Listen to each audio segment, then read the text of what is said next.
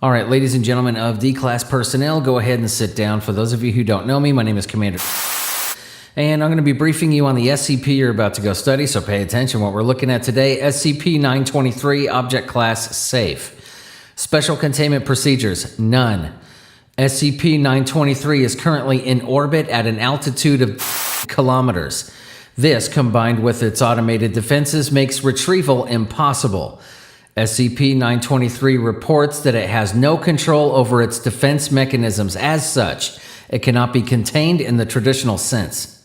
Instead, care must be taken to make sure no other satellites enter SCP-923's path, as further damage to the object could cause catastrophic results. Furthermore, its defense mechanisms destroying another satellite would display its anomalous nature and destroy the cover story of a military spy satellite.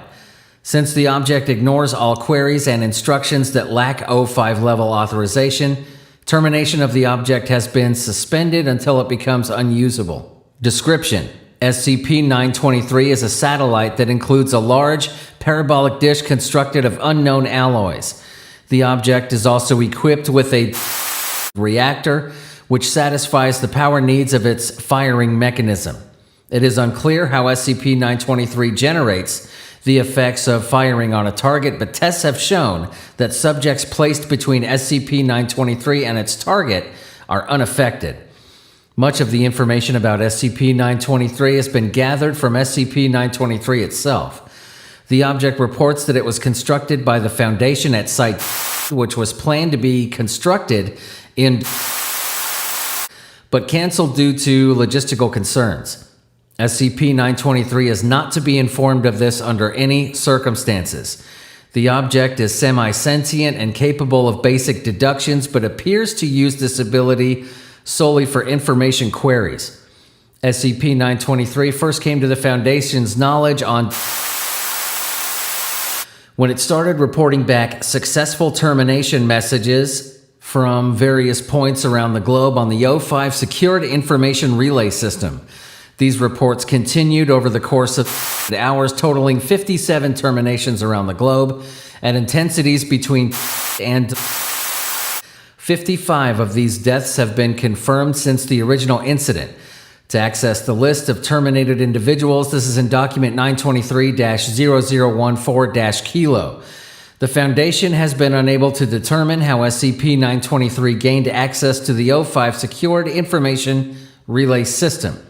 Adjustments have been made to prevent SCP-923 from gathering any information on that system unless it is meant specifically for SCP-923. SCP-923 is capable of rapidly shifting its orbit in order to reach a target quickly. When given O5 level authorization, the object will accept firing orders. It requires standard GPS coordinates, altitude, a time, and integer value for the intensity.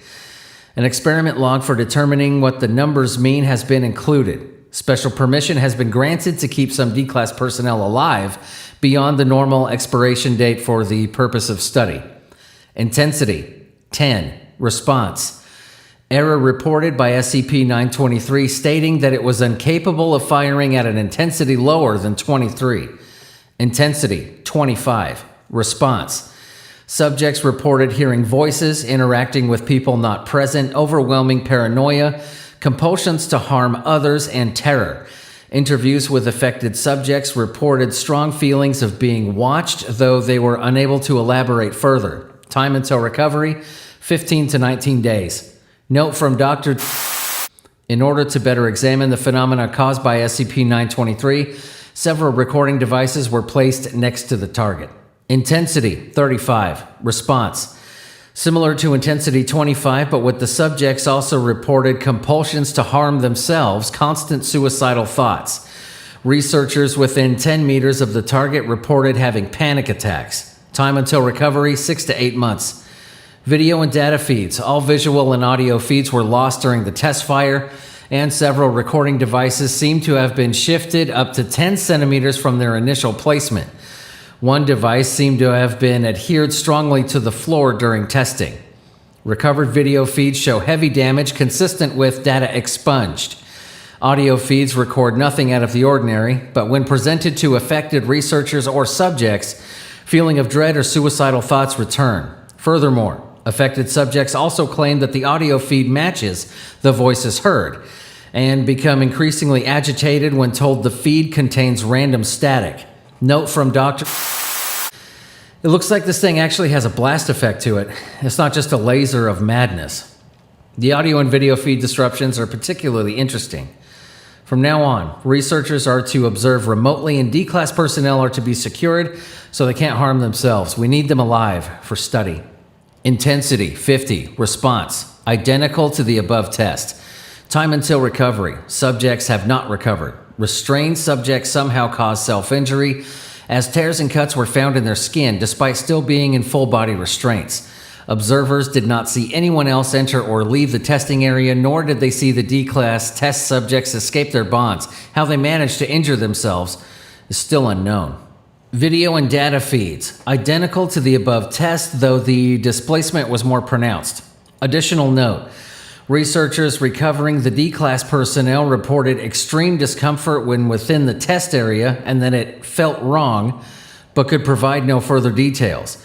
This suggests some sort of lingering after effect, though no other changes have been observed. Perhaps higher level settings will reveal more. Intensity, 75. Response, target went completely catatonic.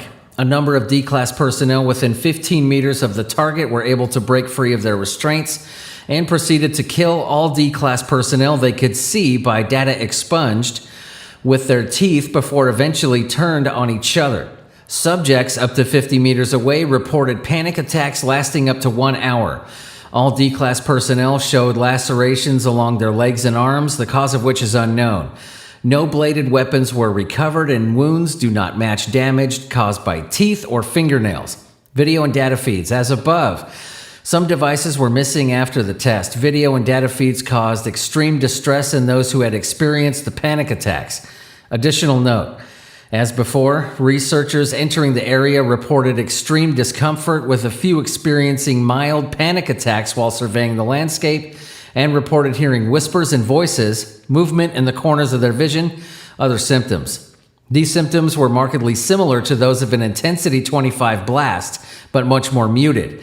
Minor reports of anomalous activity, including poltergeist activity, objects moving of their own accord, were reported, though none were caught on video camera. Laser rangefinders showed that there is now a permanent mild spatial distortion at the center of the blast site. Site is currently slated for testing the long-term after effects of 923 on an area and the effects of those living at the blast site. Note from Dr. Deleted. This is crossing the line from scientific to just barbaric. SCP-923 has said that its maximum output is 238, which it promptly converts to Keter intensity. Let's just see what this does and report our findings. Intensity, Keter. Response.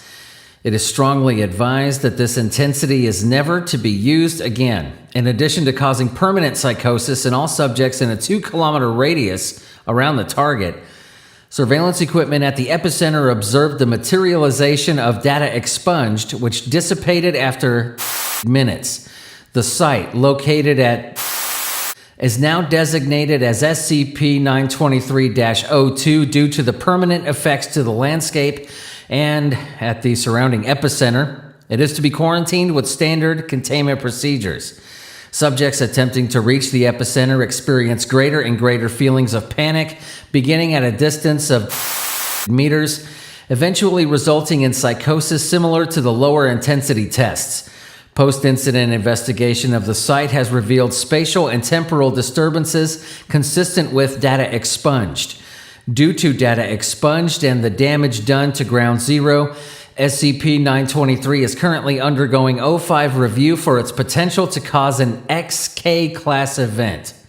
Additional note, while more than half of the equipment was lost in this experiment, one of the surveillance devices lost at the Intensity 75 firing was recovered after this test. It was heavily damaged and barely functional. Efforts to recover data from this device are ongoing. Addendum.